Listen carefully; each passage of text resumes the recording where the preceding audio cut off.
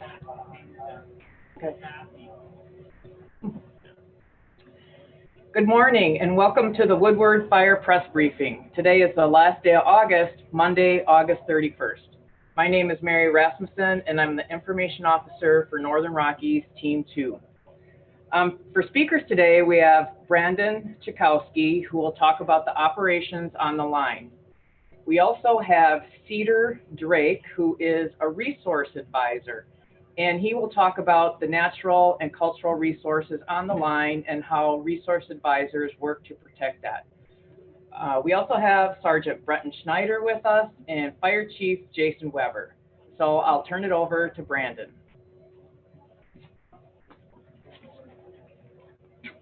Once again, good morning, everybody. I'm going to start out just giving a little description of kind of where the fire sits in relation to some communities and some roads.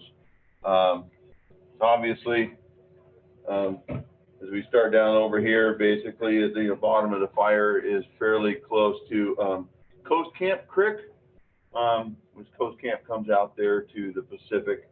We move back, another good point of reference is Point Reyes Station, up on top, the park headquarters, the Bear Valley Visitor Center, which everybody knows about as well. We have the communities here in Fox, Silver Hills, Drake Summit, Inverness Park, and then for a little bit further off, or just off the map, is Inverness proper. As far as some of the road systems that we also have, we reference a lot, is the Limitor Road, which is kind of right now at the top of your map, and it kind of circles and obviously heads basically back out to sea there, and down over on this side here, right at the fire's edge, is the Bear Valley Trail. So just kind of a little quick update of where we're at, and of course Highway 1 runs along here and ends up going down to Bolinas as well. So as far as an update on the fire, things actually are going very well for us. We've got a lot of folks out there doing some good work. Combination, we're doing some active on the fire. We're mopping up, we're patrolling, and we're burning out all at once in different areas of the fire.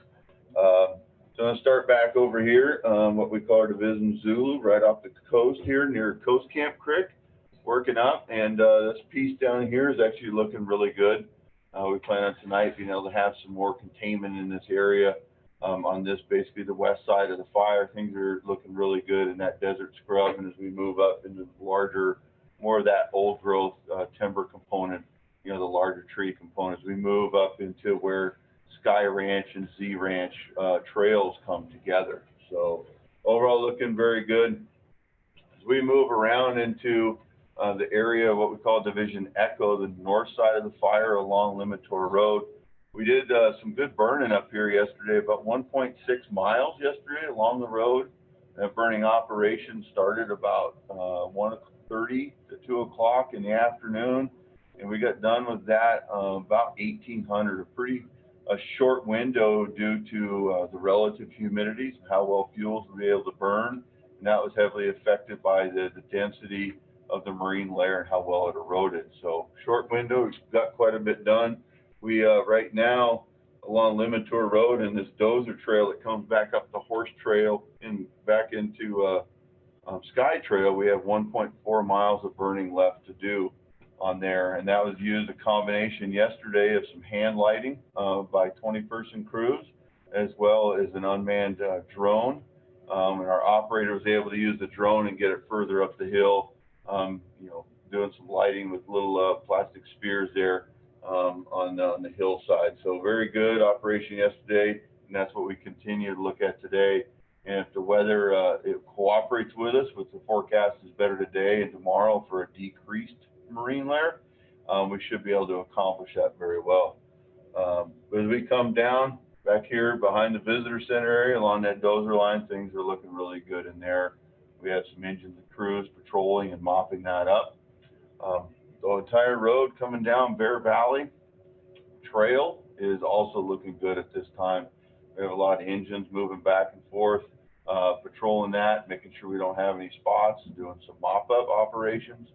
And we also have some faller modules here Faller module is 2 fallers that are very experienced folks to start dealing with basically hazard trees that we need to take down and mitigate that hazard so it doesn't come across the road or injure a firefighter during our operation. So they're scattered around the fire, performing hazard tree mitigations for safety. The other piece down here around Baldy Trail, as it comes back down to the other side here, basically the southern side where it meets back up with the ocean. Things are going really well down there. We got one piece of hand line that we're still working on burning off, and we believe that'll probably happen today. They're getting that piece on Baldy Trail done. It's a pretty wet area down in there that we're trying to finish up, but we want to get some good black in there so we have some very good security on that. We also look at today and tomorrow, depending on weather, working one of the helicopters with the same dispenser, similar dispenser machine that the drone is using, but it will allow us to get in a little bit further in some of the areas, basically just west of Bear Valley Trail and areas south of Limitory to make sure if we have any green pockets or islands that we can get a little bit more fire underneath there below the canopy to reduce the ladder fuels so we can't get fire up into the canopy. Overall, it'll make it a much more secure fire perimeter if we're able to take out some green pockets that are in there, especially with the wind changes that are coming up. Last couple of days, just due to a lot of marine layer, we haven't been able to fly aircraft very much. We had a little window yesterday, but not a lot. And a lot of the operations right now is we're trying to burn out off of the road is one of the reasons, we're not running a lot of our scoopers right now because we haven't had any control problem. And we're currently doing any pre-treating with retardant. The classic red retardant basically that gets put onto fuels. It's a little bit of a salt fertilizer-based product that basically coats a fuel and takes away the properties of that to be able to burn.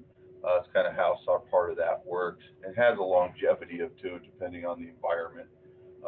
Sounds like tomorrow you might hear more about retardant from some of our air ops folks in that aerial operation. So we still do have folks out in our structure group making sure that as we continue the burn right now in communities, the close communities of Fox and Silver Hills, we have folks in and out of there to make sure that we're watching where the smoke goes and any ash and ember so we can make sure things are good. And we also always are in contact with Marin County Fire and their resources. If we need extra resources on a quick basis, we talk every morning and know how many engines in the local area and other resources that we can mobilize quickly to help us manage anything out here in this area for sure, close to the community. So overall, we're expecting a good day today and tomorrow to be able to finish up burning around the fire and really kind of solidify our control lines and the overall fire perimeter. Thank you.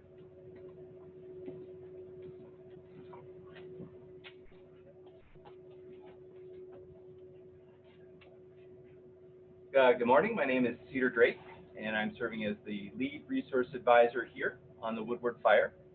I supervise a small team of fire line resource advisors and fire line archaeologists, and our job is to work very closely with the firefighters and with the incident management teams to provide recommendations as to how we can minimize negative effects to both cultural and natural resources of the fire. So the process for us is typically when we first arrive to the incident, we will be interfacing with the resource specialists at the park. So that could be archaeologists, botanists, wildlife biologists, aquatic ecologists, and we will find out where these sensitive resources are located in and around the fire. And then we will, from these specialists, draw recommendations as to how we could avoid or minimize impact to these sensitive resources. We then work very closely with the fire operations group in order to recommend potential alternatives to line placement. We're working with air operations to minimize the possibility of retardant being dropped in sensitive areas, which is oftentimes freshwater ponds, freshwater creeks, things like that. So then the resource advisors are essentially working out in the line. They're interfacing with the firefighters at a very localized level and working very closely as operations proceed. The second phase of resource advising has to do with what we call suppression repair. So this would be the restoration phase of the impacts associated with firefighting. So you can think of things like hand lines, dozer lines, perhaps potential impacts to water quality, things like that. So the resource advisors will then work throughout the fire area to identify what type of impacts have been created, and then work with the operational staff in terms of minimizing potential for erosion and things like that. Many of you have been asking what some of the sensitive cultural natural resources are with this fire. We've had a lot of concerns with wildlife. So the fire area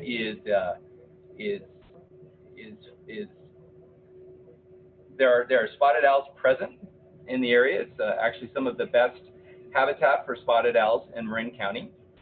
And so we've been working very closely with operations staff to avoid areas where there are known nest sites, as well as working closely with operations in terms of the burnout operations that have been occurring. So favorable for the spotted owls would be a low-level ground-based fire, cleaning out the understory, but not necessarily burning out the overstory, the canopy of the forest, as well as protecting particularly large trees and trees that have special sort of unique features, be it hollow cavities or different deformities of the tree that would make it advantageous for nesting. And so far, I'd say this fire has been very successful in all those regards. These burnout operations have been fantastic for the spotted owl habitat, and in some ways it may actually improve that habitat over time. Another concern has been the California red-legged frog, which is an endangered species that occurs in freshwater systems throughout the area. And for this species, our recommendation has been obviously the avoidance of retardant, making it into these freshwater locations. We've also minimized or actually we have completely avoided the need to pump any water out of these ponds or lakes in the area. So instead, all the water that's being used for fire suppression and for mop-up is actually coming out of a municipal water system. So that's been great. We've been working very closely with Air Ops to ensure that we're not getting retardant in exclusionary zones, which are typically some of the freshwater creeks that we have that are flowing into the Pacific Ocean. There's been another concern for the Townsend big-eared bat, which is also a threatened species. And interestingly enough, there are two historic structures in the vicinity of the fire, not actually in the fire perimeter, but these are the two largest breeding sites for this particular species of bat in California. So again, this is the type of information that we relay on to operations so that if the fire was to proceed in that area, we could emphasize the importance of trying to protect those structures. Likewise, we're also looking at the cultural landscape. We're looking at both historic and prehistoric cultural resources. A good example of that would be the Kuli Loklo Native American village. It is a restoration or a reconstruction of a village site in the vicinity of the Bear Valley Visitor Center. So we were able to work with operational staff on the ground during a burnout operation there to ensure that that temporary bark structures that have been built in that area, that fire did not actually impact those structures as well. And then we do have an archaeologist on staff who is now going around the fire and assessing known sites to determine what type of impact those areas may have suffered, so that we can then both document that and stabilize it to prevent any type of future impact as well. Now, of course, the entire fire is occurring within the Philip Burton Wilderness, so that adds another layer of complexity and resource sensitivity. So we've been working, again, very closely with fire operations staff to take all efforts to minimize our impacts in this area, and likewise, we'll continue to do so during the suppression repair efforts to return the wilderness back to as much as as much of an untrammeled state as possible. Thank you very much.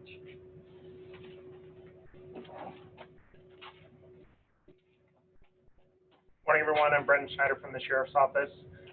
So again, to touch on the warnings and evacuation orders that we have in place, the communities of Sea Haven, Inverness Park, Drakes View are still under evacuation warnings. The only order currently in place is Silver Hills, Fox Drive, and Nornway still. And like Brandon was talking about, we're looking at once this firing operation is complete and we feel good about the line over here, we are having conversations about possibly repopulating the Silver Hills area and also lifting some warnings. But again, we won't do that until we feel confident that there's no more threat to any of those communities. The area from Lagunitas Creek south to Sir Francis Drake and Shoreline Highway, everything north of Sir Francis Drake and south of Lagunitas Creek is still under a warning, and everything down to Five Brooks and in between the Bolinas Ridge Fire Road and west is also under a warning at this time.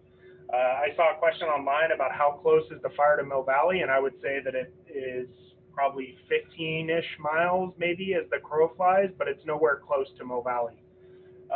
There was also a question that I saw online about if anything north, or by considering Point Reyes or areas north of that, would be placed under a warning or an order. And as of now, there's no plans to do that. But I do caution you that that could change if the fire behavior changes. But as of right now, there's been no conversations of that happening anytime soon.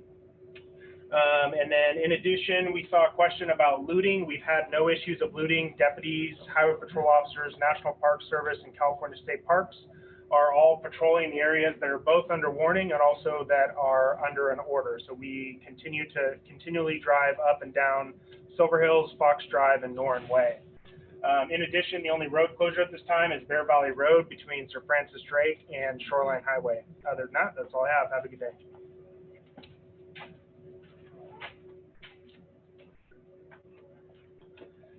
Morning, Jason Weber, Marin County Fire Chief. Again, thank you all for your patience. I want to thank the team for these briefings. You're getting the same briefings the firefighters are getting in the morning. It's one of the most transparent procedures I've seen used on fires. So kudos to everybody that's been involved in making this happen. We've had some questions about smoke. The smoke's going to be with us here for a while. This is in heavy timber, a lot of understory out there. It's a smoky fire because we do have that fog intermix, so it's not burning perfectly clear. That will be with us for some time. Are there better areas to go? It's dependent on the wind, the fog, the inversion layer, and you'll see that kind of change as the weather changes today and tomorrow as to what parts of the county are less impacted. But if you're out on the coast, the greater Lima Valley, Point Reyes, it's pretty nasty, and it's going to be that way for a little bit. My daily reminder about water conservation: please don't turn on sprinklers unnecessarily to water your house or your property. We need that water for firefighting, as was mentioned. So again, we appreciate that. Brendan talked a lot about the operational considerations. Yesterday was a big day. Today's another big day. These are important lines for us to get in and get secured, so we feel comfortable moving forward for weeks to come, that if we have wind shifts or a wind event, that this will remain within its primary boundaries of the fire. So a lot of important and good work being done out there, and I want to thank everybody, and of course thank all of you for your patience. We understand this is challenging and trying for all of you, between the smoke and just the uneasiness of having a fire, many of you in your backyards. Thanks again. Okay, just a few final thoughts. I wanted to point out that in addition to the audio Spanish translation, we are now having our daily update translated. That'll come out a little bit after we post our written daily update online. So the written Spanish translation of our daily update will be available daily. Just also wanted to point out that we've got a lot of good pictures and videos on InciWeb that you can so you can go see what's happening out on the fire line. And tomorrow we're going to have an air operations supervisor and specialist talk to you about how air operations work on a fire. And then finally, I just wanted to give you the fire statistics for the day. It's now at 3,269 acres, which is up about 200 acres from yesterday. It's 17% contained. That's 17%. We have about 585 personnel on the fire, and that includes people staffing. The staffing is with 14 fire crews, 37 engines, 5 helicopters, 4 airplanes, and 5 bulldozers and 2 masticators. So thank you for tuning in. We'll see you tomorrow.